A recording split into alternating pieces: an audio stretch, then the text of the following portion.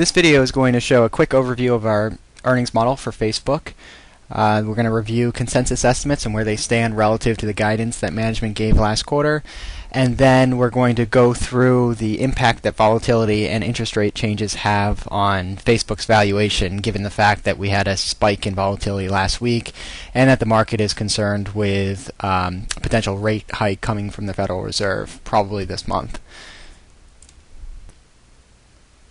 Before we get started, I just want to show you where you can go on our website to download this model.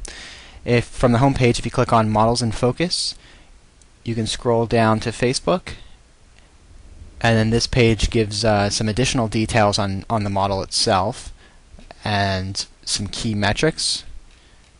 And then if you scroll down to the bottom, you can see there's a link where you can click to download the Excel file. So going back to the model, it's set up the same way as all of our other models. You can see in the upper left-hand corner is the color legend and the valuation summary. So this tells you anywhere you see a blue cell, that represents our estimates, and those are the values that you're going to want to change if you're going to run a scenario or just test the sensitivities of different inputs on Facebook's valuation. You want to stick to those metrics too that you see in the blue cells, because if you start going to some of the items that are hard-coded or equations, you might kind of screw up the integrity of the model. Then if you see any purple cells, those represent the midpoint of management's guidance, and orange cells represent the consensus estimates. Next, we have our valuation details. So you can see this is just a summarized result of our multiple-based valuation and our discounted cash flow valuation, and we use a 50-50 weighting for our 12-month price target. If you scroll down, you'll see the full income statement is modeled on a GAAP and non-GAAP basis. Below that, you'll see segment details. Then you see a section for the balance sheet and the cash flow statement, and we've collapsed those two because we know that most people are really just modeling out the earnings and then using a multiple of those earnings to get the valuation and not doing a discounted cash flow approach. So if that's the approach that you're taking, you can just leave them collapsed so it doesn't distract you. But if you want, you can model the full balance sheet and the full cash flow statement. For now, we're just going to recollapse those. Then down at the bottom you see our multiple valuation. So we have the average multiple over the last 3 months, and this is the 12-month forward consensus EPS estimates, so the multiple that gets you to that valuation.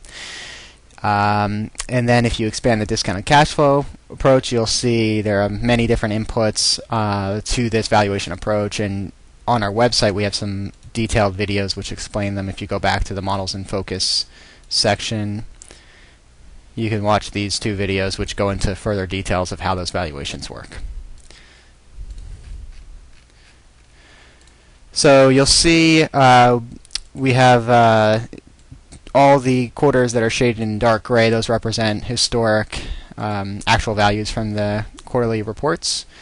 And those are kind of good because you can expand the same trends that you saw from profitability or revenue growth rates into future quarters. So it gives you a little bit of comfort over those estimates. And then the light gray sections represent forecasted periods.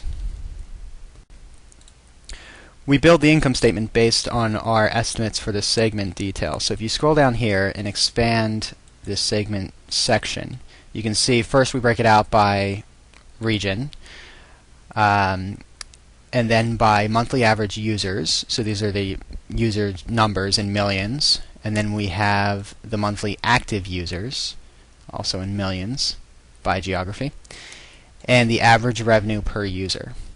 So obviously if you have these metrics, you have the monthly average user growth rate, which gets you to your new monthly average user for each region. And if you multiply this number by the average revenue per quarter, you'll get the revenue for each region, which is all that this is doing.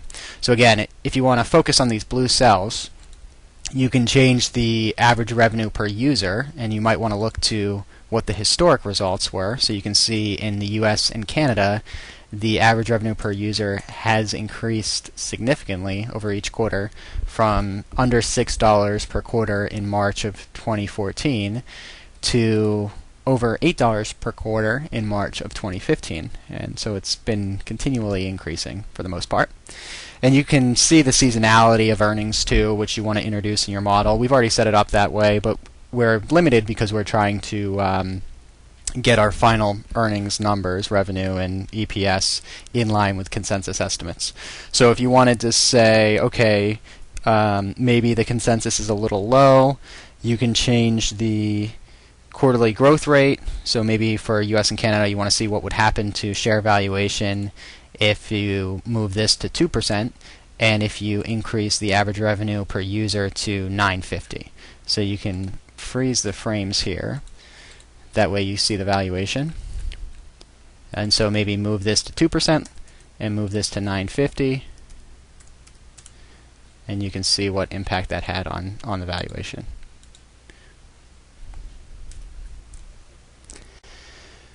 Okay, now that you have an idea how the model works, we're going to take a look at where the consensus estimates stand relative to management's guidance.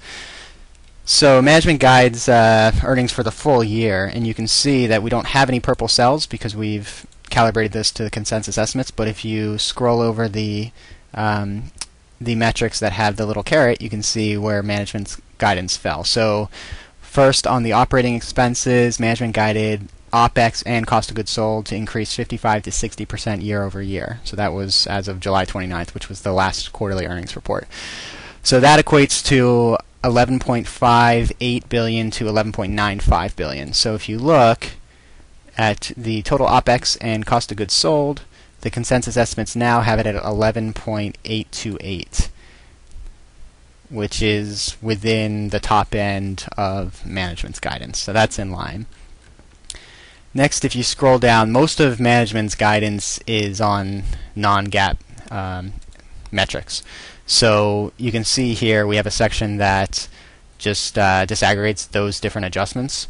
Most of them are related to share-based compensation and amortization of intangibles, which is consistent with other tech companies and how they report non-GAAP adjustments. So you can see here management guided 2015 stock-based comp to be in the range of $3 billion to $3.3 billion.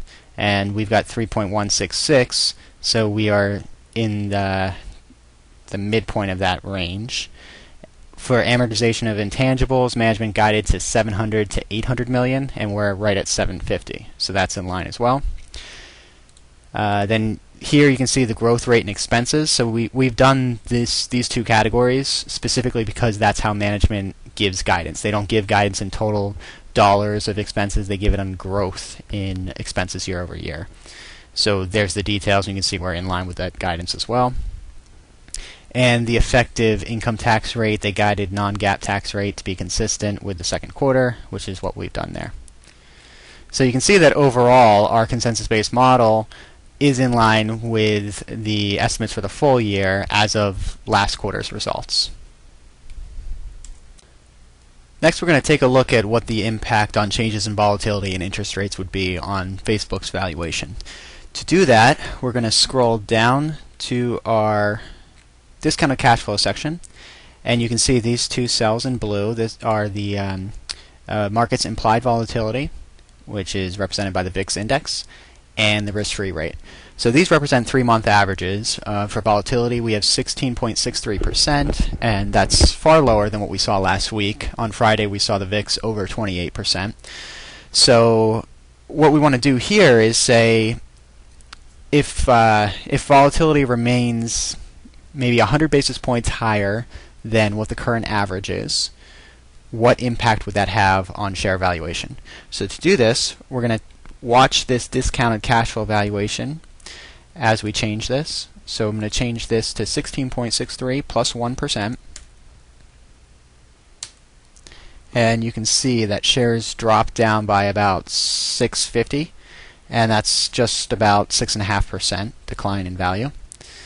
And then you can do the same thing for interest rates. You say, okay, if the Fed increases interest rates by 25 basis points, and let's say that filters from the Fed funds rate into the risk-free rate, which we use the 10-year U.S. Treasury securities. Obviously, the market's not going to do that instantaneously, but even still, let's just see how much a 25 basis point increase would impact share valuation.